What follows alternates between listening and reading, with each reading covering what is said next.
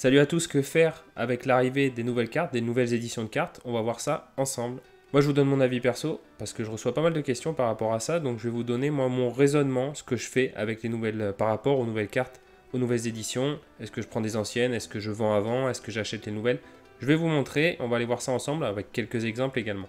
Comme d'hab, juste avant, vous avez mon lien de parrainage pour les personnes qui ne sont pas encore inscrites sur Sorare, qui veulent débuter en gagnant une carte cadeau et également en ayant un petit accompagnement. Donc je réponds à toutes vos questions, donc n'hésitez pas à passer par le lien juste en dessous de la vidéo. Tout de suite, je vous explique donc mon raisonnement par rapport à l'arrivée des nouvelles cartes. C'est parti. Donc on observe vraiment deux marchés parallèles, vous allez voir, entre les nouvelles cartes et les anciennes cartes. Forcément, les nouvelles cartes coûtent plus cher par rapport au pourcentage. Après, je peux comprendre parfois que les cartes MLS avec la licence MLSPA, donc c'est la licence des associations des joueurs, c'est pour ça qu'on n'avait pas le maillot, qu'on n'avait pas le logo, c'était pas la licence MLS qu'on avait, c'était vraiment avec l'association des joueurs aux États-Unis. Je peux comprendre qu'elles sont vraiment pas belles du tout par rapport aux nouvelles cartes, donc ça peut aussi, niveau pourcentage, si c'est les mêmes, s'il y a une différence de prix vraiment très légère, je peux comprendre qu'on préfère le côté esthétique, même si ça sert pas à grand chose au final. Après, ça dépend aussi de l'utilisation que vous allez en faire. Donc, soit si c'est pour l'achat-revente, c'est différent. Il y aura des opportunités à faire sur les deux marchés. Mais si c'est pour jouer, après, ça va être surtout, ça va se jouer au niveau du pourcentage. Donc, le pourcentage de la carte.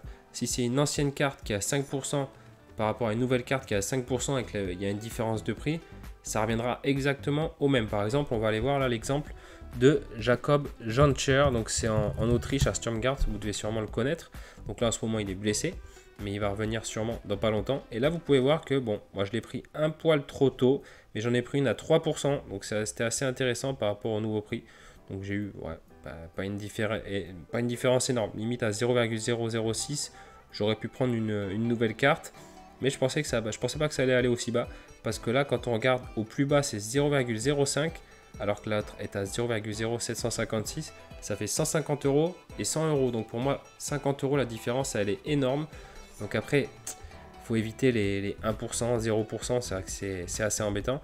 Donc là, par exemple, voilà, il faut faire attention parce qu'il est affiché à 5% sur Sorare Data, alors que sur Sorare, vous allez voir qu'ils n'ont pas encore enlevé sur Sorare Data. Sur Sorare, il est à 0,5%. Donc là, c'est assez compliqué. Moi, je suis d'avis d'attendre un petit peu. Vous voyez là il y en a une qui est un peu chère mais qui sera donc à 5%, on va aller vérifier ça, qui est marqué à 10% sur Sorare Data. Mais voilà, c'est l'exemple typique. Si cette carte sort à 0,0650, elle sera à plus 3,5, ça va perdre les 5% de bonus. Pour moi dans ce cas là à 3,5%, si la différence de prix est d'au moins 30-40 €, je vais parler en euros, ou si c'est à 0,0580 par exemple, pour moi c'est intéressant de le prendre. Là, on peut voir vraiment les deux marchés différents et il y en a un là qui est en train de baisser. Alors, je pense pas que ça va aller bien plus bas, surtout qu'il devait revenir ce week-end. Je pense qu'il reviendra le week-end prochain ou d'ici pas longtemps. Et c'est quand même un joueur qui performe vraiment beaucoup, qui a un très beau SO5. Donc c'est un joueur intéressant qui va être demandé. Après, si vous souhaitez absolument avoir les nouvelles cartes, je vous conseille d'attendre un petit peu que la première salve passe parce que c'est en général une salve assez chère, même si ça s'est pas trop emballé, je trouve, sur ce coup-là. C'est pas parti en hype. Donc à vous de vérifier. À un moment, de toute façon, il va y avoir un arrêt. Là, ils en balancent pas mal au début. Mais à un moment, il va y avoir un stop. Il va y avoir un autre championnat qui va sortir. Donc à ce moment-là, les prix des cartes, je pense, vont augmenter. Nouvelles et anciennes. Et derrière, il va y avoir une salve. Et c'est peut-être à ce moment-là qu'il y aura des opportunités à trouver. Donc dans ce cas-là, si une opportunité se présente de prendre une nouvelle carte vers les 0,0670 par rapport à 0,0590, quelque chose comme ça, moins de 0,1, je trouve ça intéressant. Après là, la différence, elle est pour moi trop énorme. On va aller voir un petit peu les pourcentages, qu'est-ce qu'ils ont acheté les gens, un petit peu. Donc là, c'est 2%, c'est pas trop mal. À 0,0590, c'est pas mal. Là par contre 0%, bon, après il a vraiment pas payé cher, 1%, 0,500. Après, c'est au choix. Si c'est pour faire de l'achat-revente, je pense que c'est pas mal. Si c'est pour jouer avec, avoir un bonus de 0%, c'est un peu chiant. Mais moi, tac, où est-ce que je l'ai prise? Voilà, elle est là. Non, elle n'est pas là. Elle est... Hop, il y en avait pas mal de ventes. Elle est là. Donc 3%, 4%, 4%, c'est intéressant. C'était un trade. Bon, après, je sais pas. Et bon, hop, allez, par curiosité, on va aller voir un petit peu combien il a payé ça. Il a payé ça. Tac, tac. Ouais, il a payé ça au final pas très cher, 0,0704. Bon, ça reste toujours moins cher que les nouvelles éditions. pour 4%. Donc c'est pas mal, si vous pouvez en avoir une comme ça vers les 0,06, 620, quelque chose comme ça peut être super intéressant. Parce que au final, ça revient quasiment même. Donc voilà, personnellement, dans ce cas-là, si une opportunité se présente de prendre une nouvelle édition qui se rapproche le plus possible des anciennes, donc vraiment assez bas, vraiment un faible taux, ça va être compliqué là au début parce qu'il voilà, y en a pas beaucoup encore de nouvelles cartes sur le marché. Mais s'il y a une opportunité qui se présente, ça va être une question de timing en général, je la prendrai, j'essaierai de négocier. En général, ça sera aux auctions, donc de mettre un cut sympa, à voir si vous ne faites pas revenir dessus. Mais les vraies grosses opportunités pour moi, elles seront sur les anciennes cartes, avec un pourcentage qui est quand même assez sympa. Vérifiez tout le temps sur ce rare, comme je viens de vous le montrer, le bon pourcentage que vous aurez une fois que vous l'aurez acheté. Et donc, autre exemple, donc avec la MLS, bon, c'est différent, faut se l'avouer quand même, parce que les cartes, comme je vous l'ai dit, elles sont vraiment pas belles. Et on va aller voir Diego Rubio que j'ai acheté, et vous allez voir que j'ai fait pour moi une affaire. Je l'ai acheté 0,0535 et l'offre la plus basse sur les anciennes cartes était à 0,0484, donc 0,005 de différence, qui est vraiment pas énorme, ça fait environ 10 €. Alors pour moi ça valait le coup, parce qu'en plus elle était à 2,5%, l'offre la plus basse, et celui que j'ai pris était à 6,5%. Donc c'est pour moi j'ai fait vraiment une bonne affaire, je suis assez content. Et on va aller regarder mes résultats de ce week-end juste pour se rendre compte un petit peu par rapport aux points ce que ça fait. Donc là on peut voir qu'il a fait 79,6 points. Et au final, ça m'a fait, moi, un 84,8 points. Donc, ça m'a fait 5,2 points de plus. Si j'avais pris celle à 2,5%, ça m'aurait fait uniquement 2 points de plus. Donc, dans ce cas-là, on peut voir que c'est quand même assez énorme, je trouve.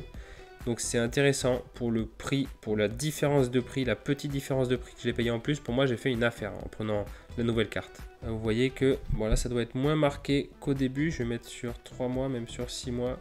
Au début, ça a dû vraiment être marqué. Voilà, on peut voir quand même que les auctions sont quand même voilà, au-dessus des offres parce que la plupart du temps, voilà, ce qui est acheté le plus bas. Ah, là, il a fait une affaire, là, juste là, 0,0311, bon, le 27 juillet.